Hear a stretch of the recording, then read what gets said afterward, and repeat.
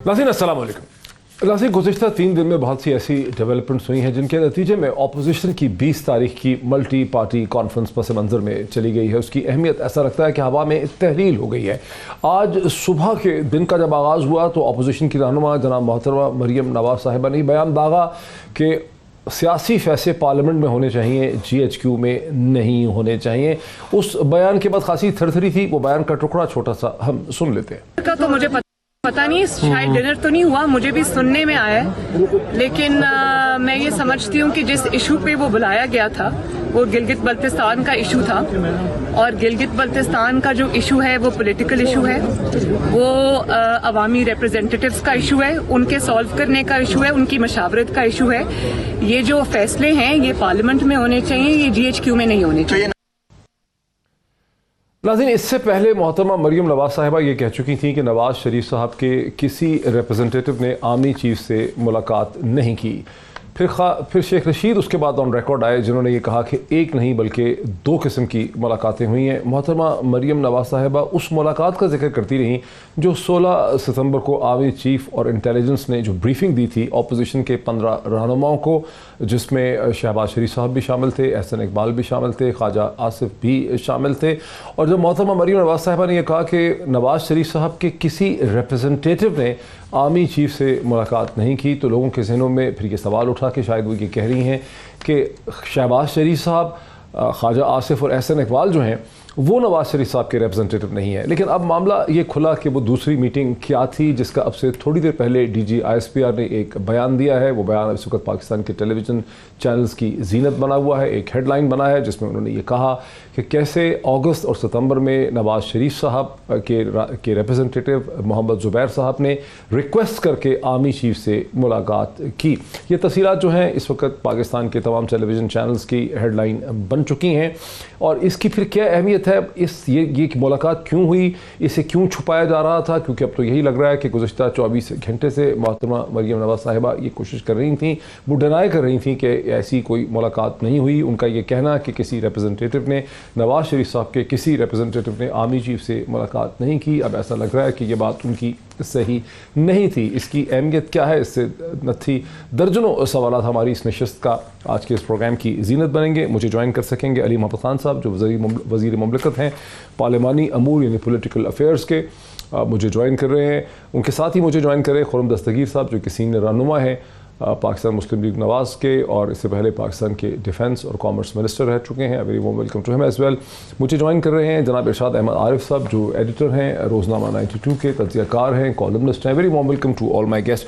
खुर्रम दस्तगीर साहब, ये तो फिर ऐसा लग रहा है कि मोहतरमा मरियम नवाज़ साहिबा इसी मीटिंग के ज़िक्र को छुपाना चाह रही थी जब वो मसलसल गिलगित बल्तिस्तान वाली जो मीटिंग एक नेशनल सिक्योरिटी की मीटिंग थी जो वहाँ इलेक्शन के हवाले से थी, वहाँ पे एक प्रोविंशियल स्टेटस देने के हवाले से थी, उसका वो जिक्र तो कर रही थी, लेकिन इस मीटिंग का वो जिक्र चाहती थी कि ना हो जो मोहम्मद ज़ुबैर साहब ने नवाज़ शरीफ साहब के बिहाफ पे उनका रिप्रेजेंटेटिव बन के आर्मी चीफ से की। जी खुर्रम दस्तगीर साहब।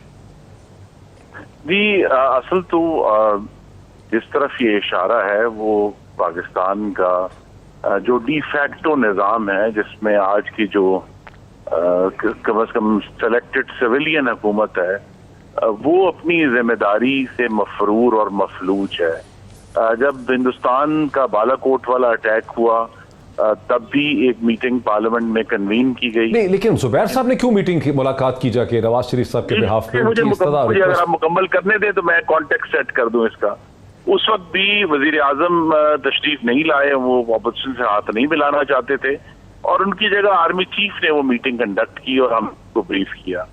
फिर ये भी फैटफ का जो मामला उठा जुलाई से लेकर अब तक चंद दिन पहले तक, उसकी लेजिस्लेशन में भी जो पहली मीटिंग हुई वो भी डी फैक्टो जो पावर सेंटर है उनकी तरफ से कन्वीन की गई कि जी ये कवानीन हमें 14 जो है वो पास करने हैं, और बड़ी एक्टिव उनकी मॉनिटरिंग भी रही, हमने अपनी आंखों से देखा है।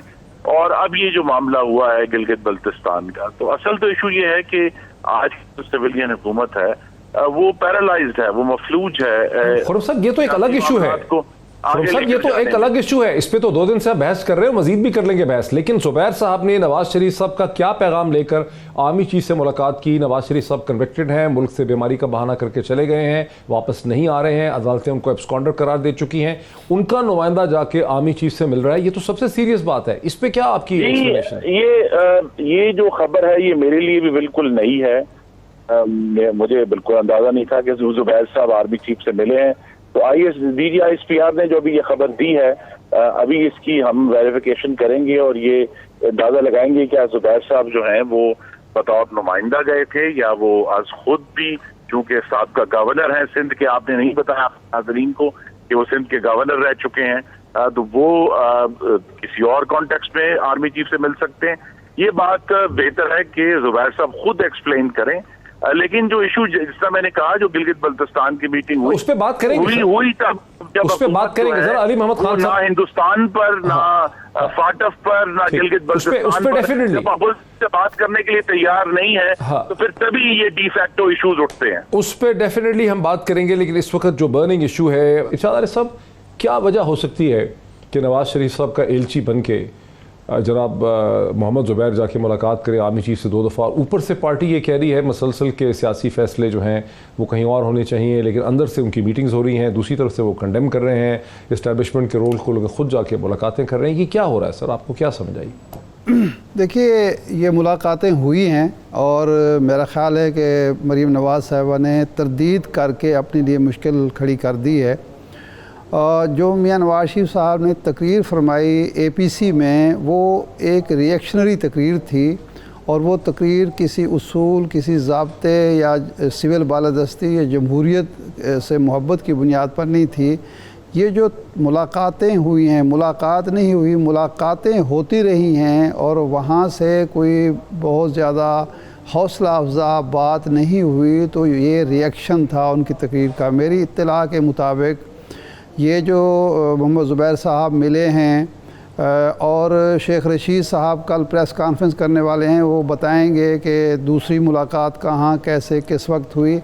और अगर मुस्लिम लीग नून खामोश ना हुई तो शायद वो मुमकिन है शेख साहब जिस तरह के आदमी हैं वो किसी और मुलाकात का भी इंकशाफ कर दें, क्योंकि ख्वाजा आसिफ साहब, मियाँ शहबाज शरीफ साहब, हसन इकबाल साहब और एक आध दफ़ा शायद हाकान अब्बासी साहब भी मेरी इत्तला के मुताबिक मुलाकातें कर चुकी हैं। और इस स्पेसिफ़िक जो मुलाकात है जिसका ज़िक्र DGISPR ने किया है, मेरी इत्तला के मुताबिक वो ये है कि मियाँ नवाज शरीफ साहब और मरीम नवाज साहिबा के मुकदमात ज़ेर बहस आते रहे हैं। ख़ास तौर पर ये मनी लॉन्ड्रिंग का जो मामला चल रहा है शरीफ ख़ानदान का, इस पे शरीफ ख़ानदान, मियाँ नवाज शरीफ साहब बहुत परेशान हैं और इन मुलाकातों का मकसद ये था कि जी हमें कुछ थोड़ा सा रिलीफ़ दिलवाएं।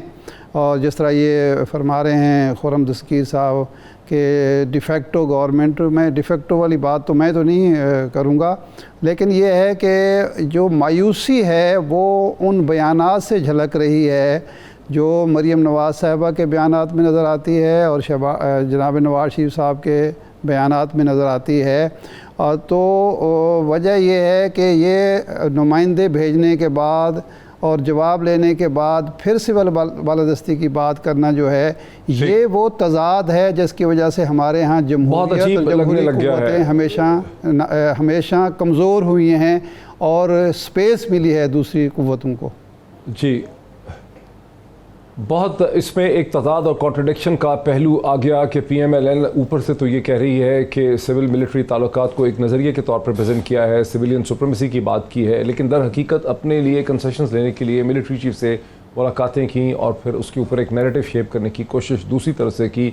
अली मोहम्मद खान साहब, हम और तमाम व्यूअर्स आपकी हुकूमत का मौक़िफ़ समझना चाह रहे हैं। नवाज शरीफ साहब कन्विक्टेड हैं, आपकी हुकूमत ने उन्हें यहाँ से कैबिनेट मीटिंग करके बाहर जाने दिया, जो पाकिस्तान की तारीख में अनप्रेसिडेंटेड है कि एक सज़ा याफ्ता शख्स को इलाज की गरज से जाने दिया गया। इलाज उन्होंने कोई वहाँ पे ख़ास करवाया नहीं है, वो वहीं पे रह रहे हैं। अब अदालतें उन्हें एब्सकॉन्डर देने का प्रोसेस शुरू कर रही हैं, वो मुलाकातें करवा रहे हैं अपने एलचियों की, आर्मी चीफ से कंसेशन मांगने की कोशिश कर रहे हैं, जैसा कि अभी इरशाद आरिफ साहब ने कहा। फिर वो निकल के हमला कर देते हैं सिविल मिलिट्री रिलेशनशिप के हवाले से। आपकी हुकूमत का इस तमाम चीज़ पे क्या मौक़िफ़ है? आपकी हुकूमत कोई बाखबर भी है या आप लाइल्म हैं इन तमाम चीज़ों से?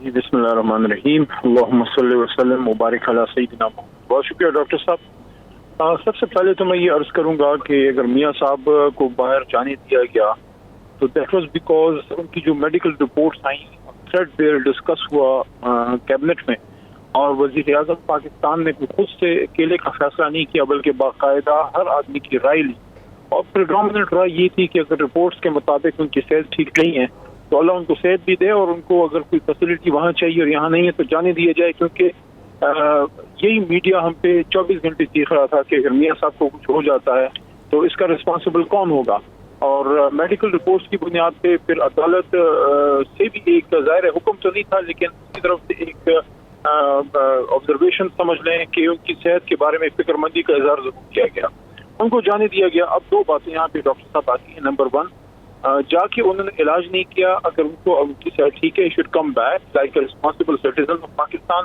Being an ex prime minister of 3 times، وہ آئیں اپنا وہ کیس فیس کریں، نمبر 1۔ نمبر 2، اگر وہ بیمار ہیں تو اوتھینٹک رپورٹس بھیجیں کہ وہ کیوں اب تک وہاں پہ ہیں، کیونکہ عدالتیں ان کو بلا رہی ہیں بار بار۔ یہ تو ایک ہو گیا۔ دوسرا یہ ہے، یہ تو چلیں ایک یہ تو بات ہو گئی، دوسرا جو ہے یہ تو بات ہو گئی، لیکن وہ ملٹری چیف سے مل رہے ہیں، ان کے خلاف کیسز ہیں، پھر وہ نکلتے ہیں، پھر وہ سول ملٹری تعلقات پہ حملہ کر دیتے ہیں، پھر ہندوستان کے اخبارات اس کو ویلکم کرتے ہیں۔ آپ کی حکومت کا کیا رد عمل ہے ساری چیز پہ؟ ڈاکٹر صاحب یہ بہت ہی، میں اس پہ آ رہا تھا لیکن آپ نے چلیں آپ کے سوال کا ہی جواب اس میں دے دیتا ہوں، ورنہ میں اسی طرف آ رہا تھا۔ وہ یہ ہے کہ میاں صاحب 3 بار کے وزیر اعظم ہیں، ان سے زیادہ اس بات کی حساسیت کو کون سمجھتا ہے کہ اس وقت ہماری فوج کتنے فرنٹس پہ لڑ رہی ہے۔ تقریباً روز کی بنیاد پہ آپ کو بلوچستان یا وزیرستان یا ٹرائبل ایریاز، ایکس ماٹا ایریاز، وہاں سے یا بارڈر پار یا آزاد کشمیر میں کسی نہ کسی محاذ پہ آپ کسی فوجی کی شہادت کی یا پیراملٹری کی شہادت کی یا پولیس کی شہادت کی خبریں مل رہی ہیں۔ ایسے حالات میں ایک فارمر پرائم منسٹر کا اس طریقے سے ایک نیریٹو بلڈ کرنا اپنی فوج کے خلاف، یہ مجھے سمجھ نہیں آتی، کیونکہ دیکھیں اگر آپ صرف نام ہٹا دیں میاں صاحب کا اور صرف بیان کو دیکھ لیں تو آپ کو ایسا لگے گا کہ یہ بیان جو ہے لندن سے نہیں بلکہ نئی دلی سے آیا ہے۔ دلی کہتے ہیں آپ غداری کے فتوے لگاتے ہیں، ہم کون ہوتے غداری کے فتوے لگانے والے، لیکن آپ کا اور مودی کا بیانیہ ایک سا کیوں ہے؟ آپ کوئی بات کرتے ہیں، آپ فوج پہ اٹیک کرتے ہیں، یا تو پھر آپ ہمیں یہ بتائیں کہ یہ جو ہماری پاک آرمی ہے پھر آپ نہ ملیں جا کے ان سے، یہ وہاں جا کے ملنا تو اپنی فوج سے ملنا، اس میں شرم کی کیا بات ہے؟ آپ گئے ہیں، ملاقات ہو بھی سکتی ہے، گلگت بلتستان کے معاملے پہ انہیں سینسٹائز کرنا تھا تو اچھی بات ہے کہ وہ تمام پولیٹیکل لیڈرشپ کو سیکورٹی ایشوز ہیں اس پہ وہ سینسٹائز کرنا چاہتے ہیں، اس کو بھی انہوں نے سینسیشنلائز کیا اور اس پہ کوشچن مارک اٹھائے، نہیں گئے نہیں گئے، ہر چیز کو کوشچن مارک بنانا، ہر چیز میں جو ہے اس طرح کے جو ہے نیگیٹو پہلو ڈھونڈنا۔ آپ کیا چاہتے ہیں کہ آپ چاہتے ہیں کہ پنجاب میں پاکستان میں ہماری پاک آرمی کے خلاف فوج تو عمران خان کی نہیں ہے، فوج تو ریاست ہے پاکستان کی، اس کے خلاف مجھے بریک لینے دیں علی محمد خان صاحب، مجھے تعجب ہے کہ آپ کی حکومت کا اتنا نرم سا ایک اس پہ رد عمل ہے، آپ کی حکومت کا تو ایک سخت رد عمل ہونا چاہیے کہ یہ کیا ہو رہا ہے۔ دیکھیں ڈاکٹر صاحب، میں آپ کو آخری بات کہنا چاہتا ہوں کہ میں نواز شریف صاحب اور ان کی جماعت اور ان کی لیڈرشپ کو یہ کہنا چاہتا ہوں کہ بغض عمران میں اتنا کہ نہ بڑھے کہ آپ اپنی فوج کے لیے جو ہے وہ اس پہ اتنا آپ کاری وار کرنے کی کوشش کریں جو کہ ہندوستان بھی آج تک نہیں کر سکتا۔ مہربانی فرمائیں، آپ کے ملک کی فوج ہے، اور اس طرح سے دیکھیں ہر چیز میں فوج کو بیچ میں لانا، جب آپ کو ایک چیف آف آرمی اسٹاف کی طرف سے فوج کی طرف سے ایک میسج بھی مل گیا کہ بھائی آپ پالیٹکس میں فوج کو نہ گھسیٹیں، دیکھیں یہ میں اس کو بھی بہتر نہیں سمجھتا کہ ٹاک شوز میں ہم اپنی پاک فوج کو اور اپنے ڈیفنس کے اداروں کو ہر روز ڈسکس کریں، ہر شام اس پہ 50 جو ہے ٹاک شوز چل رہے ہوتے ہیں۔ آپ کا بڑا بھرپور موقف آ گیا، مجھے ایک بریک لینے دیجیے، مجھے ایک بریک لینے دیجیے، ایک بریک لیتے ہیں اور بریک کے بعد اس اہم گفتگو کو آگے بڑھاتے ہیں آفٹر دی بریک۔ ناظرین ویلکم بیک۔ وقفے سے پہلے ناظرین سیدھا چلتا ہوں میں خرم دستگیر صاحب کی طرف۔ خرم دستگیر صاحب، یہ تو کچھ ایسے لگنے لگ گیا ہے کہ پی ایم ایل این کی لیڈرشپ، بلکہ پی ایم ایل این کی لیڈرشپ بھی کہنا غلط ہوگا، نواز شریف صاحب اور محترمہ مریم نواز صاحبہ جو ہیں وہ ڈبل گیمز کھیل رہے ہیں، ایسی ڈبل گیمز کھیل رہے ہیں جس میں باقی ساری سیاست کو، میڈیا کو، عوام کو تو بیوقوف بنا ہی رہے ہیں، لیکن خود پی ایم ایل این کی لیڈرشپ کو وہ پردے میں رکھ رہے ہیں۔ نواز شریف صاحب نے ملاقاتیں کروائیں، کنسیشنز مانگیں اپنے کیسز کے حوالے سے، منی لانڈرنگ کے حوالے سے، عدالتوں کے کیسز کے حوالے سے، وہاں ان کو ریلیف نہیں مل سکی۔ اس کے بعد ملٹی پارٹی کانفرنس میں انہوں نے اس طرح سے تاثر دیا جیسے ایک سول ملٹری اٹیک انہوں نے اس لیے کر دیا کہ وہ اس کے اوپر پردہ ڈالنا چاہتے تھے, اس چیز سے توجہ ہٹانا چاہتے تھے. اور اس کے بعد جو ڈیبیٹ ہوئی گزشتہ 3 دن میں, اس میں مسلسل گلگت بلتستان پہ جہاں 15 اپوزیشن لیڈرز کو بریفنگ دی گئی ہے نیشنل سیکیورٹی کے ایشو سے, اس کو اس طرح سے ٹارگٹ کیا گیا تاکہ یہ چیز پتہ نہ چل سکے کہ محمد زبیر صاحب کی درپردہ میٹنگز ہوئی ہیں. یہ تو کچھ ایسا لگنے لگ گیا ہے کہ آپ کی جو کی لیڈرشپ ہے وہ آپ لوگوں کو بھی پردے میں رکھ رہی ہے اور آپ لوگوں کو لاعلم رکھ رہی ہے, بیوقوف بنا رہی ہے آپ کو. ہم سب کو تو بنا رہی ہے, آپ کو بھی بیوقوف بنا رہی ہے ساتھ. ڈاکٹر صاحب آپ کا ایڈیٹوریل بڑا اچھا تھا, لیکن ہمیں ابھی اس بات کا تعین ہونا ہے کہ زبیر صاحب کیا کوئی رعایت مانگنے گئے تھے یا کوئی بات دوسری کرنے گئے تھے, یا میاں صاحب کی جو تقریر تھی اس کے مندرجات کیوں ملیں گے 2 دفعہ ملٹری چیف سے, 2 دفعہ تو 10 دن میں ملنا بڑا مشکل. کچھ انڈیکیشن دینے گئے تھے کہ جی یہ معاملہ یہاں تک پہنچا ہے اور پاکستان میں اب اس طرح کے جو ایشوز ہیں اس کا کوئی مستقل حل تلاش کرنا پڑے. تو جب تک زبیر صاحب خود آ کر یہ بیان نہ دے دیں یا آرمی چیف کی طرف سے یہ مندرجات کے بارے میں DGISPR کوئی بات نہ کریں, یہ کہہ دینا کہ جی وہ رعایتیں مانگنے گئے تھے. جو تقریر میاں نواز شریف نے APC میں کی ہے اس میں آپ کو کہاں رعایت نظر آئی ہے, یا کہاں آپ کو نظر آیا ہے کہ انہوں نے کسی بھی قسم کی کوئی رعایت طلب کی ہو؟ اگر رعایت طلب کرنی ہوتی تو وہ جیل کیوں جاتے 2 دفعہ, اور 200 دفعہ وہ نیب کورٹ کے سامنے پیش ہوئے ہیں. بڑا موقع تھا, میں یہی تو کہہ رہا ہوں, ملک میں موجود تھے کہ جی رعایت مانگ لیتے, انہوں نے رعایت نہیں مانگی. کنکلوڈ کر رہا ہوں کہ وہ در حقیقت ملاقاتیں دیکھیں نا, یہ تو ملاقاتوں کے بارے میں اپنے لیے نہیں ملے بلکہ نواز شریف صاحب کے لیے ملے. جی یہ تو زبیر صاحب بہتر بتا سکتے ہیں, ہم سب قیاس آرائیاں کر رہے ہیں. نواز شریف صاحب کے لیے کی جی, ہم سب قیاس آرائیاں کر رہے ہیں, لیکن ایشو یہی ہے کہ اگر یہ جو جس کو میں ڈی فیکٹو یا ہائبرڈ نظام کہہ رہا ہوں, آپ کے شو پہ بھی کہہ چکا ہوں, یہ سب اس کے تضادات ہیں, یہ اس کی کانٹرڈکشنز ہیں کہ جہاں ایک جو سویلین حکومت ہے وہ اپنی پالیسی سازی کی جو ذمہ داری ہے اس میں مفلوج ہے اور مفرور ہے. تو ہندوستان ہو, فاٹف ہو یا گلگت بلتستان ہو, وہ یہ ذمہ داری آرمی چیف کے سر پر تھوپ دیتے ہیں کہ جی آپ ہی بات کریں اپوزیشن سے, ہمیں بات کرنے کی ضرورت نہیں ہے. اور یہ جو کانٹرڈکشن ہے, یہ تضادات ہیں, یہ بڑھتے جا رہے ہیں. اور اسی لیے پاکستان کی جو معاشی پالیسی ہے, پاکستان کی خارجہ پالیسی میں اس ڈی فیکٹو ڈے جورے جو کانٹرڈکشن ہے, اس کا بہت ہی منفی اثر ہوا ہے. علی محمد خان صاحب, خرم دستگیر صاحب یہ کہہ رہے ہیں, جو مجھے سمجھ آئی ہے, کہ زبیر صاحب اگر ملے ہوں گے آرمی چیف کو تو یہ بتانے کے لیے گئے تھے کہ سر نظام کام نہیں کر رہا ہے, کچھ اس کا کر لیں. اس دفعہ 2 دفعہ انہوں نے ملاقات کی کہ آپ کی حکومت ناکام ہوگی, یہ بتانے کے لیے گئے تھے. دیکھیں یہ ڈاکٹر صاحب آپ بھی ماشاءاللہ ڈاکٹر ہیں اور ہم بھی کچھ چھوٹے موٹے ڈاکٹر ہیں, اور انجینئر صاحب تو ویسے انجینئر ہیں, یہ پورے ڈاکٹر ہیں. تو یہ بات ہم میں سے, تو میرے خیال میں یہ خود بھی اس کو نہیں مانتے, اب بات کر کے یہ کرا رہے ہوں گے جو کی ہے. زبیر صاحب مطلب ہے کہ کسی پان والے کے پاس پان کھانے تو نہیں گئے تھے نا, وہ خود ایکس گورنر ہیں, وہ وزیر اعظم ایکس وزیر اعظم صاحب کے ترجمان اور کے بہت قریبی لوگوں میں سے شمار کیے جاتے ہیں, اور وہ جا کے پاکستان کے سپہ سالار سے ملتے ہیں.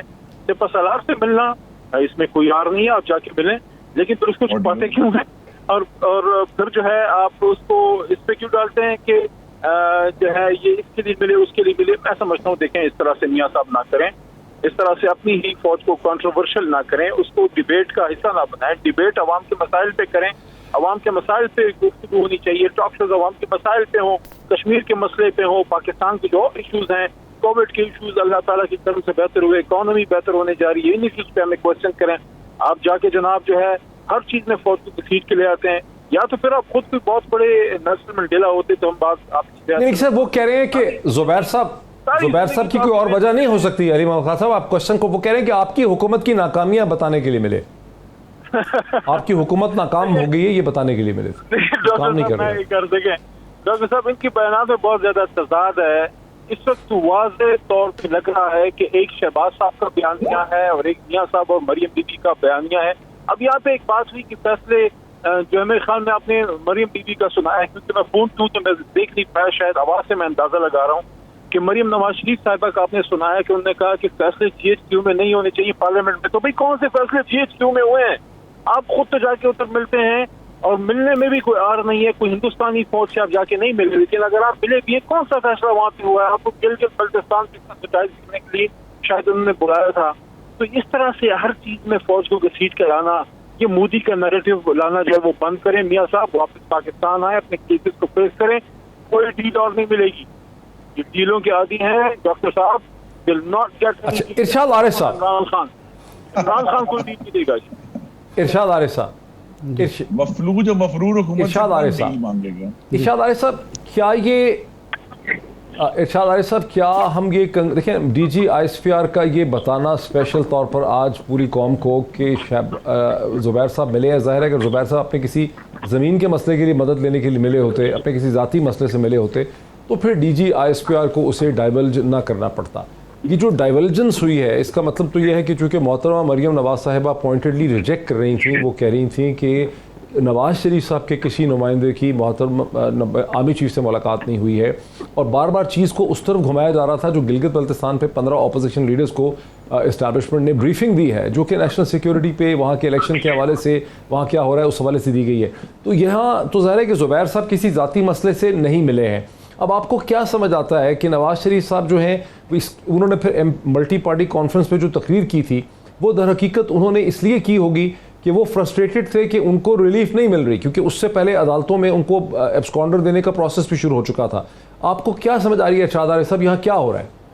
دیکھیں اس میں تو کوئی شک ہی نہیں ہے نا. D G I S P R نے یہ کہا کہ زبیر صاحب نے نواز شریف صاحب اور مریم نواز صاحبہ کے حوالے سے گفتگو کی. انہوں نے یہ بھی کہا ہے, وہ یہ نہیں کہا کہ کوئی ایجنڈا جو انہوں نے چھپایا ہو, انہوں نے ایگزیکٹلی یہ کہا کہ اس حوالے سے ہوئے. اور میری اپنی اطلاع بھی یہی ہے کہ وہاں میاں صاحب کے, مریم صاحبہ کے مقدمات کا ذکر ہوا, اور اسی حوالے سے ہی کوئی رعایت یا ریلیف مانگنے کی کوشش کی گئی. اور جب وہاں سے جواب یہ ملا کہ یہ عدالتوں کا معاملہ ہے, جوڈیشل پروسیس میں ہم کسی قسم کی مداخلت نہیں کر سکتے, تو اس کے رد عمل میں میاں صاحب جو ہیں وہ انہوں نے وہ تقریر کر دی. ورنہ وہ پچھلے 8-10 مہینے سے تو خاموش تھے. 10 مہینے ہو گئے انہیں ملک سے باہر گئے ہوئے, اور مریم صاحبہ بھی اس دوران بالکل ٹوٹلی خاموش تھیں. اور ایک آدھ دفعہ جب نیب کے سامنے, دفتر کے سامنے انہوں گفتگو کی تو وہ اس طرف نہیں گئی مریم صاحبہ. انہوں نے پوری گفتگو جو تھی عمران خان کے خلاف کی, نیب کے خلاف کی. اور مسلم لیگ نون کا کوئی فرد بھی اس دوران نہ سول بالادستی کی بات کر رہا تھا, نہ یہ بات کر رہا تھا. اب آپ کو کلیئر ہو گئی ہے. جی ہاں, تو یہ اس لیے یہ نہیں کہا جا سکتا زبیر صاحب, اب آپ کو یہ سچویشن کلیئر ہو گئی ہے کہ میٹنگ ہوئی ہی نواز شریف صاحب اور مریم نواز کے کیسز کے حوالے سے. ڈاکٹر صاحب ایک منٹ, ایک بات کریں کہ زبیر صاحب کو خود آنا چاہیے تھا. نمائندے آ کر یہ وضاحت نہ کر دیں کہ کیا بات تو رعایت مانگنے کی ہے نا. کیسز تو اس بات پر بھی ہیں کہ میاں نواز شریف سزا یافتہ نہیں ہیں, وہ انتقام یافتہ ہیں. کیا ملنا چاہیے کیا نواز شریف صاحب کے نمائندوں, کیا نواز شریف صاحب کے لاہور ہائی کورٹ کی ایڈمنسٹریٹو کمیٹی جو ہے وہ اس جج کو ڈسمس کر چکی ہے.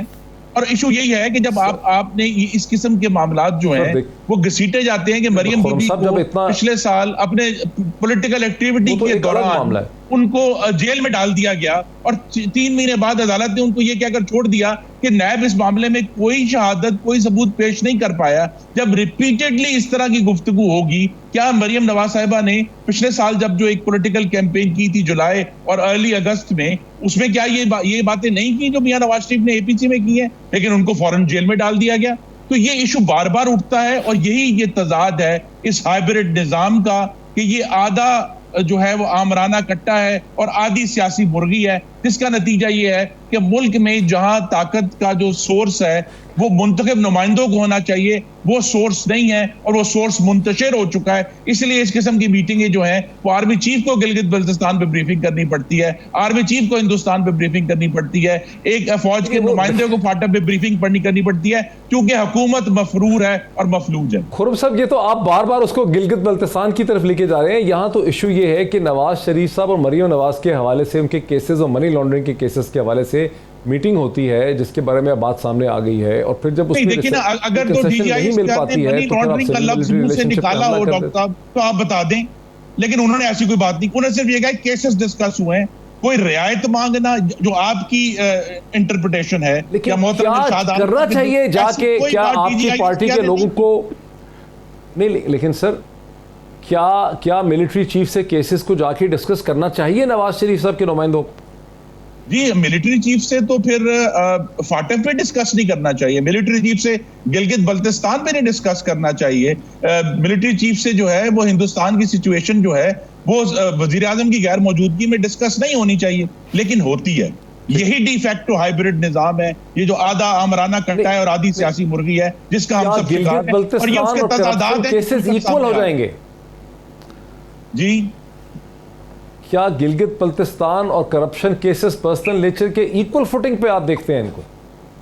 دیکھیے جی کرپشن کیسز, آپ انہیں کرپشن کیسز کہتے ہیں نا, مریم بی بی پہ تو کرپشن کا کوئی کیس نہیں, وہ آج تک کبھی بھی کسی قسم کا پبلک آفس ہولڈ نہیں کیا انہوں نے, تو ان کے اوپر کرپشن کا کیس کہاں سے ہو گیا؟ اور میاں نواز شریف پہ جو کیس ہوا جو اس جج نے دیا جو اب ڈسمس ہو چکے ہیں مس کانڈکٹ کے اوپر, ان کے اوپر پاکستان کی عوام کا پیسہ کھانے کا ایک پیسے کا بھی الزام نہیں ہے, لیکن آپ ان کو ہمیشہ کرپشن کیسز کہتے ہیں. میاں نواز شریف کو جو ہے وہ اپنے اقامے میں جو تنخواہ نہیں لی وہ ڈکلیئر نہ کرنے پر ڈسکوالیفائی کیا گیا, آپ سب کہتے ہیں کہ وہ کرپشن کے اوپر ڈسکوالیفائی ہوئے ہیں, وہ تو کرپشن میں ڈسکوالیفائی نہیں ہوئے. تو یہ سارے معاملات جو ہیں آپ کی ایک انٹرپریٹیشن ہے, ارشاد عارف کا بھی انٹرپریٹیشن ہے, لیکن درست بات یہی ہے کہ زبیر صاحب اور آرمی چیف اس کی بتا سکتے ہیں کہ یہ میٹنگیں کیوں ہوئی. خرم صاحب بات یہ ہے کہ آرمی چیف کے نمائندے نے, ڈاکٹر صاحب مجھے اجازت دیجئے, ڈاکٹر خرم صاحب, ڈاکٹر صاحب آرمی چیف کے نمائندے نے ٹی وی پر آ کے کہا کہ جی ملاقاتیں ہوئی ہیں, 2 ملاقاتیں ہوئی ہیں اور میاں نواز شریف صاحب اور مریم نواز صاحبہ کے حوالے سے ہوئی ہیں. چاہیے یہ تھا کہ محمد زبیر صاحب کو بھی فوری طور پر کسی نہ کسی چینل پہ آ کے وضاحت کرنی چاہیے تھی کہ میں ذاتی حوالے سے ملا تھا, کوئی ذاتی ایشو تھا, یا عمران خان کی کرپشن, عمران خان کی نالائقی ظاہر کرنے کے لیے گیا تھا. ایک بات. دوسرا, کل کو اگر یہ سامنے آئے کہ شہباز شریف صاحب, خواجہ آصف صاحب یا حسن اقبال صاحب یا شاید خاقان عباسی بھی ملتے رہے ہیں, تو کیا بھی وہ کسی ذاتی کام کے لیے گئے ہوں گے یا ان کا بھی کوئی تعلق ہوگا میاں صاحب سے یا میاں صاحب کے مقدمات سے؟ جس طرح میں نے کہا نا, جب ڈی جی آئیس پر کہتے ہیں کہ میاں نواز شریف اور مریم نواز کے حوالے سے ملے ہیں, تو پھر کنسیشن اور رعایت کہاں سے آ گئی؟ یہ تو ڈاکٹر صاحب نے خود ہی ڈال دیا بیچ میں. دوسرا یہ ہے کہ یہ میٹنگیں میرے پرسنل نالج میں میرے پرسنل نالج میں کیوں ملیں گے, لیکن اگر ایسی کیوں ملیں گے جی, اس لیے میں آپ سے پھر کہوں گا کہ اس لیے ملیں گے. ہم تو یہی کہہ رہے ہیں کہ آپ کو لا علم رکھا جا رہا ہے, ہم تو یہی کہہ رہے ہیں کہ آپ سے چیزیں چھپائی جا رہی ہیں. یہ تو کیسی سیاست ہو رہی ہے آپ کی پارٹی میں؟ آپ امپورٹنٹ لیڈر ہیں, ایکس منسٹر ہیں, آپ کو پتہ ہی نہیں, آپ کو بتایا نہیں جا رہا کہ کیا ہو رہا ہے. فاٹف لیجسلیشن ہونی تھی تو حکومت کے کسی نمائندے نے اپوزیشن سے رابطہ نہیں کیا, ہائیبرڈ نظام نے رابطہ کیا اور سب کو اکٹھا کر کے کہا کہ یہ قوانین پاس کرنے ہیں. انہوں نے ہی نیب کا جو قانون ہے وہ اس کو ٹیبل پہ رکھا, ہماری ڈیمانڈ نہیں تھی, ہم نے نہیں کہا کہ ہمیں فاٹف پہ بلایا جائے, وہ بلاتے ہیں. اب اگر مختلف ایشوز کے اوپر وقتاً فوقتاً جو مستقل گورننس میں اور لیجسلیشن کے اور دوسرے پالیسی ایشوز کریٹ ہو رہے ہیں, ملاقاتیں ہوتی ہیں, تو یہ صرف اس ڈی فیکٹو نظام کے تضادات ہیں جو اگر کھل کر اور بھی سامنے آئیں گے تو میرے خیال میں پاکستان کے لیے بہتر ہوگا. یہی کوشچن شاید عارف صاحب آپ سے ہی اس کوشچن کو کنکلوڈ کر لیتے ہیں. آرگومنٹ ان کا یہ ہے کہ ایک ہائیبرڈ سسٹم ہے, ایک ایسا ہائیبرڈ نظام ہے جس میں فیصلے جو ہے وہ ملٹری اسٹیبلشمنٹ شامل ہے فیصلے کرنے میں, اس لیے عدالت کے کیسز اور منی لانڈرنگ کے کیسز بھی وہاں جا کے اگر ڈسکس کیے جائیں تو کوئی خرابی نہیں ہے, کوئی حل ہے ہی نہیں اس کے علاوہ. دیکھیں یہ آرگومنٹ ان کی درست ہے اور میں اس سے اتفاق کرتا ہوں کہ سیاستدانوں کو سیاسی معاملات یا اپنے جو معاملات ہیں پارلیمنٹ کے اندر طے کرنے چاہیے یا نیگوسیشنز پارلیمنٹ سے باہر بھی ہوں آپس میں طے کرنے چاہیے, اس طرف نہیں جانا چاہیے. لیکن ایک ایسی جماعت جس کے قائد محترم کا یہ نقطہ نظر ہے کہ سارے فسادات کی جڑ جو ہے وہ ملٹری اسٹیبلشمنٹ ہے, یہاں 73 سال انہوں نے لفظ استعمال کیا 73 سال سے, یعنی لیاقت علی خان کو بھی فوج نے وزیر اعظم بنایا تھا اور جو ان کے بعد جو لوگ آتے رہے وہ سارے کے سارے فوج کے لائے ہوئے تھے. تو جب وہ یہ بات کرتے ہیں تو پھر تضاد ابھرتا ہے کہ آپ سول بالادستی کی بات کرتے ہیں لیکن خود اپنے معاملات، ذاتی معاملات جو ہیں ان میں ریلیف مانگنے کے لیے آپ GHQ جاتے ہیں یا اسلام آباد میں کسی مقام پر پہنچتے ہیں. تو یہ جو تضاد ہے اور پھر آپ انکار بھی کرتے ہیں. یا تو آپ جرأت کریں جس طرح خرم دستگیر صاحب کہہ رہے ہیں، بڑی واضح بات کر رہے ہیں کہ جی ہم جب حکومت ہمارے ساتھ بات نہیں کرتی تو ہم پھر ادھر ہی جائیں گے. یہی سٹانس جو ہے وہ مریم نواز صاحبہ کو لینا چاہیے تھا. انہوں نے جب تردید کی، دیکھیں نا یہ بات چھپی ہوئی تھی، ہمیں کل پرسوں سے کچھ اطلاعات مل رہی تھیں لیکن کوئی بھی ڈسکلوز نہیں کر رہا تھا. جب مریم نواز صاحبہ نے انکار کیا تو پہلے شیخ رشید صاحب آئے. بالکل صحیح ہے، لیکن دودھ کا دودھ اور پانی کا پانی ہو گیا ہے. وقت نشست کا ختم ہوا. ارشاد عارف صاحب کا، جناب خرم دستگیر صاحب کا، علی خان صاحب کا شکریہ. ہماری جو پولیٹیکل ڈسکشن تھی وہ یہاں ختم ہوتی ہے. تمام سائٹس کو آپ نے سنا ہے. بہت بڑا بام شیل ہے پاکستانی سیاست کا، ایک بہت بڑا تضاد جو ہے وہ سامنے آیا ہے. سب سائٹس کو آپ نے سنا. فیصلہ ناظرین آپ کا ہی. بریک لیتے ہیں. بریک کے بعد پاکستان میں پولیو کیمپین کے حوالے سے ایک ڈسکشن کرتے ہیں آفٹر دا بریک. ناظرین ویلکم بیک. ناظرین جیسا کہ وقفے سے پہلے میں نے کہا کہ جب ہم واپس آئیں گے تو پاکستان میں جو ایک بار پھر ہماگیر قومی لیول پر پولیو ویکسینیشن کیمپین شروع کی گئی ہے اس حوالے سے ہم بات کریں گے. آپ کو یاد کرواؤں کہ تقریباً 4 ماہ سے زیادہ کووڈ-19 پینڈیمک کی وجہ سے پاکستان میں پولیو ویکسینیشن کی ڈرائیو جو ہے وہ معطل رہی. اس پہ کام نہیں ہو سکا. ویکسینیشن ڈرائیو رکی ہوئی تھی. لیکن اس سوموار سے ویکسینیشن ڈرائیو ایک بار پھر شروع ہوئی ہے 4 صوبوں میں، جس میں سندھ، پنجاب، خیبر پختونخوا اور بلوچستان میں ملینز، ایک اندازاً تقریباً 40 ملین بچوں کو پولیو ویکسینیشن کے ڈراپس جو ہیں وہ پلائے جائیں گے. یہ کیمپین کس حد تک کامیاب ہو پائے گی، ہمیں بار بار یہ کیمپین کیوں کرنی پڑ رہی ہے، اس پہ بات کرنے کے لیے پروفیسر میجر جنرل جناب ریٹائرڈ ڈاکٹر سلمان علی جو پیڈیاٹریشن ہیں مجھے اس وقت ویڈیو لنک کے ذریعے جوائن کر رہے ہیں. ڈاکٹر سلمان، السلام علیکم and a very warm welcome to this discussion. السلام علیکم. Thank you very much for inviting me. بہت نوازش تھی آپ کی. جی فرمائیے. ڈاکٹر صاحب پہلے یہ تو تھوڑا سا کلیریفائی کر دیجئے کہ کیا وجہ ہے کہ ہم گزشتہ کئی برس سے یہ پولیو ویکسینیشن کیمپینز کر رہے ہیں، کم از کم 20 برس سے ہم یہ پولیو ویکسینیشن کیمپینز کر رہے ہیں، لیکن پاکستان اور افغانستان 2 واحد ملک ہیں جہاں ہم پولیو پہ قابو نہیں پا رہے. اس کی بنیادی وجہ کیا ہے؟ بالکل آپ کا سوال بڑا مناسب سوال ہے، کیونکہ اتنے عرصے سے پوری دنیا میں کیمپین چل رہی تھی اور ہم کافی دفعہ، کئی سال پہلے کافی دفعہ ہم تقریباً اس کو ختم کرنے کے قریب پہنچے، لیکن کافی سارے مسائل کی وجہ سے، جس میں پاکستان اور افغانستان میں آمد و رفت کے سوال ہیں، دہشت گردی ہے، اور اس کے علاوہ جو مختلف عناصر کی وجہ سے اس کیمپین کے خلاف جو لوگوں کو گمراہ کیا گیا، اس وجہ سے بھی کافی سارے ہمارے سادہ لوگ ان کے باتوں میں آ گئے اور اپنے بچوں کو انہوں نے ویکسینیٹ نہیں کرایا.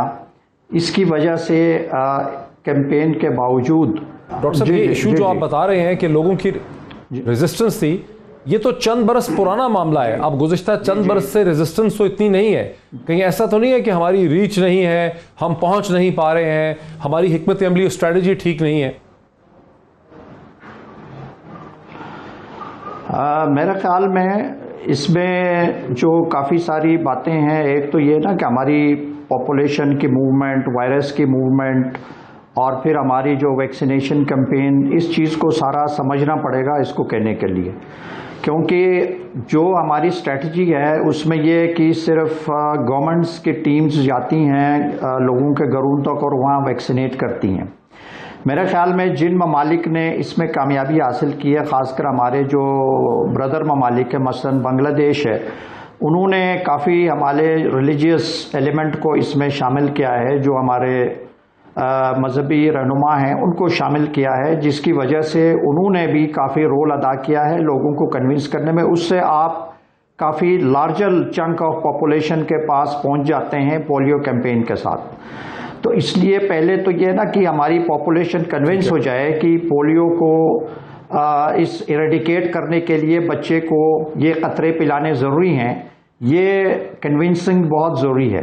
تو اس لیے ہمیں سارے ہمارے جو اسکول کے اساتذہ ہیں، ہمارے جو مساجد میں علماء ہیں، اور دوسرے جو اور ہمارے جو ریلیجیس برادریز ہیں، ان کے جو ریلیجیس لیڈرز ہیں، ان سب کو اور پولیٹیکل لیڈرز کو اور پھر ولیج لیڈرز کو جب تک سارے کمیونٹی رہنماؤں کو ہم شامل کر کے یہ کیمپین نہیں چلائیں گے تو اس میں ظاہر ہے کہ جہاں بھی تھوڑی سی بھی سقم رہ جائے تو وائرس کو موقع مل جاتا ہے پھیلنے کا اور وہ پوری طرح ایریڈیکیٹ نہیں ہوتا. تو ہمارے ساتھ یہی ہوا ہے کہ ہر دفعہ ہم کافی قریب آ گئے. ہم نے کہا جی ابھی آج اس سال ہم 6 پہ آ گئے, 10 پہ آ گئے, پھر سڈنلی پتہ چلا کہ ہم 100 سے اوپر چلے گئے, 100 سے زیادہ کیسز ہو گئے.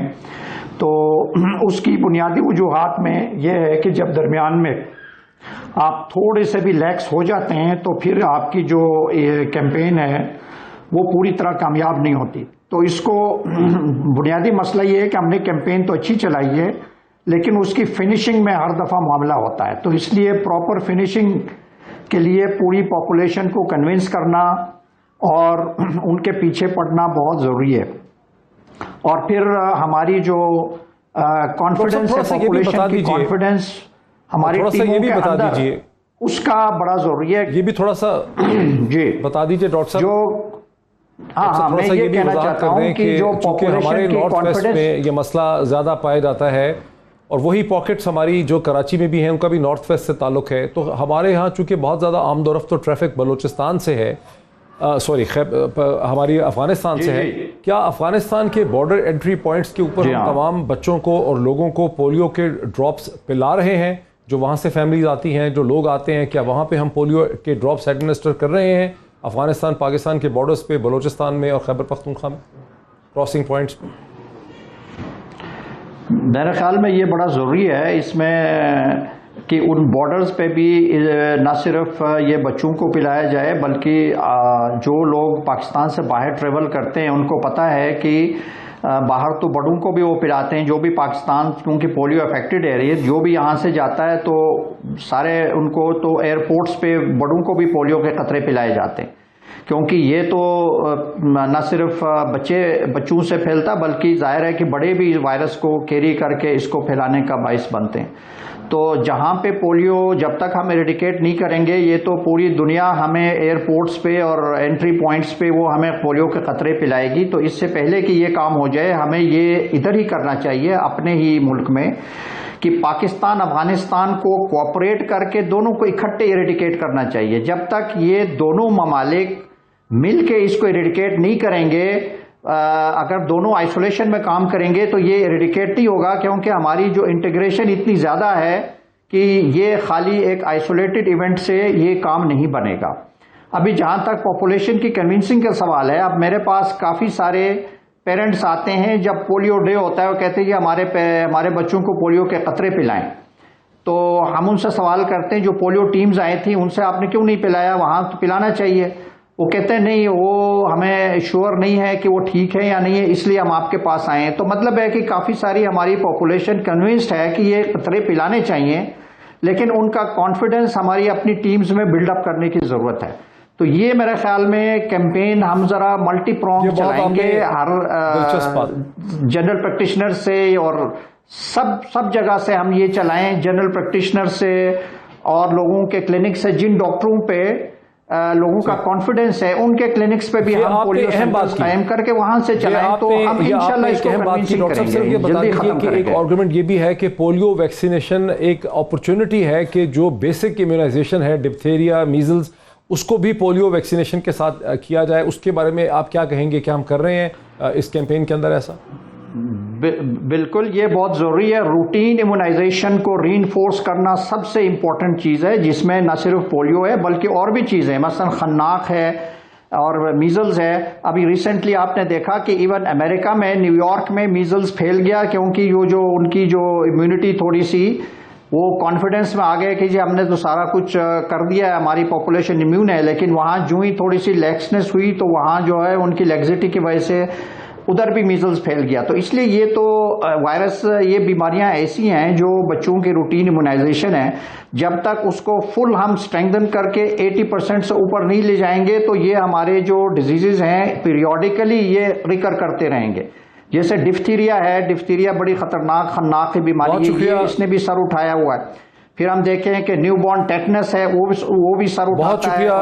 بہت شکریہ doctor Salman Ali, child specialist ہیں، ہم سے پولیو ویکسینیشن کے حوالے سے بات کر رہے ہیں. ایک بار پھر بتاؤں کہ پاکستان میں جہاں پولیو ویکسینیشن تقریباً 4 ماہ رکی رہی کووڈ-19 پینڈیمک کی وجہ سے، ایک بار پھر اس کا بہت ہی شدومت سے آغاز کیا گیا ہے اس سوموار سے، اور تقریباً 40 ملین بچوں کو 4 صوبوں میں پولیو کے ڈراپس پلائے جائیں گے. اس کے ساتھ ہی کوشش کی جا رہی ہے کہ جو بیسک روٹین امیونائزیشن ہے اسے پولیو ویکسینیشن کا حصہ بنایا جائے. اور یہ بھی احساس ہے کہ جہاں لوگوں کو مذہبی بنیاد پہ یا بہت سے تعصبات کی بنیاد پہ شک تھا کہ پولیو ویکسینیشن نہیں ہونی چاہیے، وہاں جو پولیو ٹیمز جاتی ہیں ان کے بارے میں ایک اعتماد کی فضا اور ان کے بارے میں ایک کریڈیبلٹی بڑھانے کی بھی ضرورت ہے، جیسے کہ ڈاکٹر سلمان صاحب نے کہا. ناظرین آج اتنا ہی، پھر آپ سے ملاقات ہوتی ہے. بہت شکریہ.